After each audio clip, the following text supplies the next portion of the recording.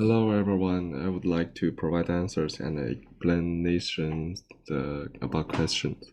About question 1, consumption taxes increase the price of goods and service, leading to a reduction in demand.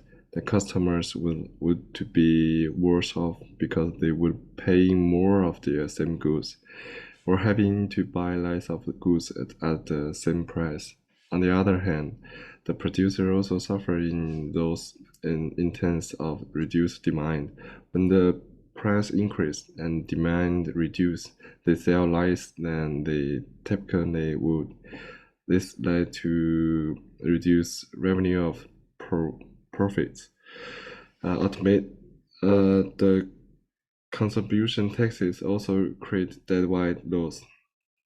This is a term used to refer to the economic loss that come as a result of the imposition of any tax.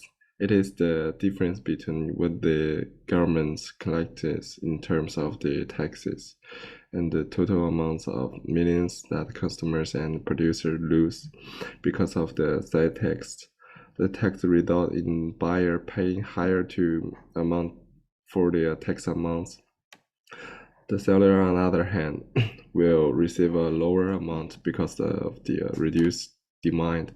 The lower demand shifts the equilibrium from the typical market price to a higher price at lower qualities. This seller is also shifted much lower down to the supply curves, given the reduced demand and the lower qualities ordered. About question 2, the traffic reduced the qualities of goods that consumers are willing and able to purchase.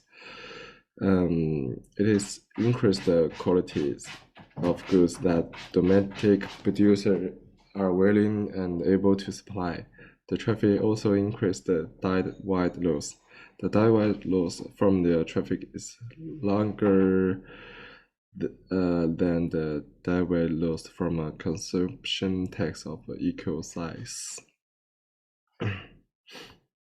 About question 3, the slides focus on consumption taxes and their effects.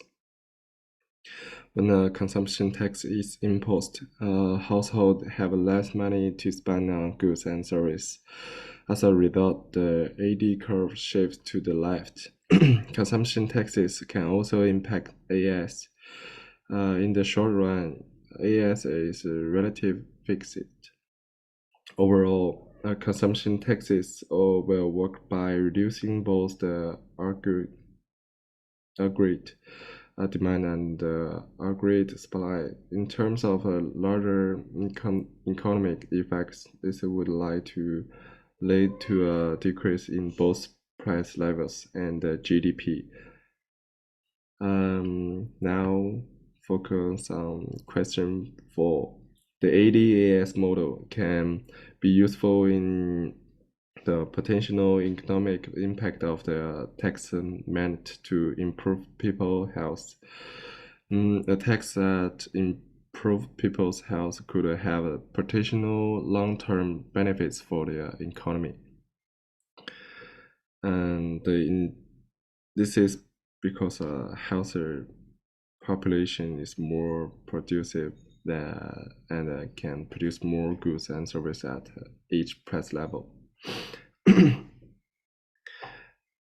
And about question 5, this slide focus on question 5, which is a question about directed article graphics and how they might be used to assess the health and economic growth consequence of the VAT tax. The DAG would have a edge that include the health outcomes, the VAT tax, healthcare cost, and the economic growth. Casual relationships would be between the VAT tax and the healthy outcomes, the health outcomes and the healthy care cost, the health care cost and the economic growth. that effect would be follows. And that's for the reference. Thanks for